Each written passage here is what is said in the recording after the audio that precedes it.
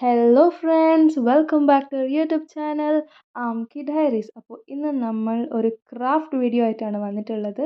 Fish വാൾ hanging എന്നൊരു വാൾ ഡെക്കോറാണ് ഉണ്ടാക്കാൻ പോകുന്നത്.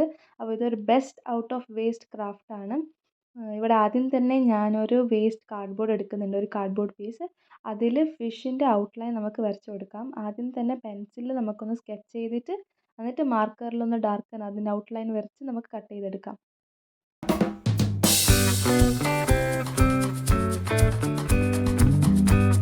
ഓക്കെ, നെക്സ്റ്റ് നമ്മൾ 2-3 കളർ പേപ്പേഴ്സ് എടുക്കുക. അതിനെ ഇതുപോലെ ഒന്ന് ലോങ് ആയിട്ടൊന്ന് കട്ട് ചെയ്തിട്ട് അതിനെ 2-3 ഫോൾഡ് ചെയ്യുക.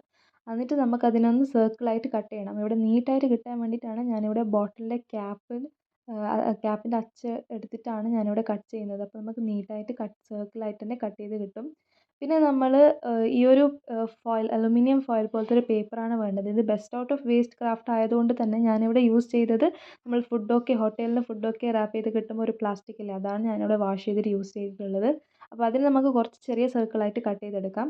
എന്നിട്ട് നമ്മൾ നേരത്തെ കട്ട് ചെയ്ത പേപ്പറിലേക്ക് ഈ ഒരു അലുമിനിയം ഫോയിലിൻ്റെ ഈ ഒരു ചെറിയ പേപ്പേഴ്സ് ഒട്ടിച്ചു കൊടുക്കാം. നെക്സ്റ്റ് നമ്മൾ അതിനെ നടുക്കൊരു ഹാഫ് കട്ട് കൊടുത്തിട്ട് നമുക്കതിനെ കോൺ ഷേപ്പിലോട്ട് ആക്കിയെടുക്കാം. ഇതുപോലെ ആക്കിയെടുക്കാം. ഇതുപോലെ എല്ലാം നമുക്ക് ആക്കിയെടുക്കാം.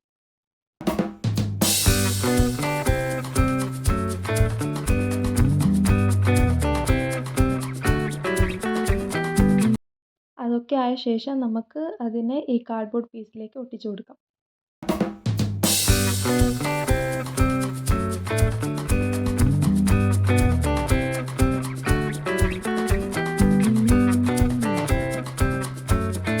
നെക്സ്റ്റ് ഈ ഫിഷിൻ്റെ ടെയിൽ പോർഷനൊക്കെ ഫിൽ ചെയ്യാൻ വേണ്ടിയിട്ട് ഇതുപോലെ പേപ്പറിനെ 2ആയി ഗം ചെയ്തിട്ട് ഇതുപോലെ കട്ട് ചെയ്ത് ഒട്ടിച്ചു കൊടുക്കാം.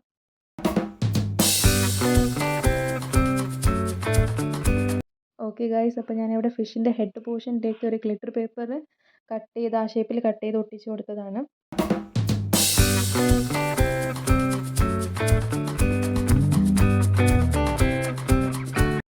If you guys enjoyed watching our video, please do like, share and subscribe our channel. നിങ്ങളുടെ അഭിപ്രായങ്ങൾ കമൻറ്റിലൂടെ അറിയിക്കൂ. ഇതുപോലത്തെ ക്രിയേറ്റീവ് ഐഡിയാസുമായി ഞാൻ വീണ്ടും വരും. ടാറ്റാ.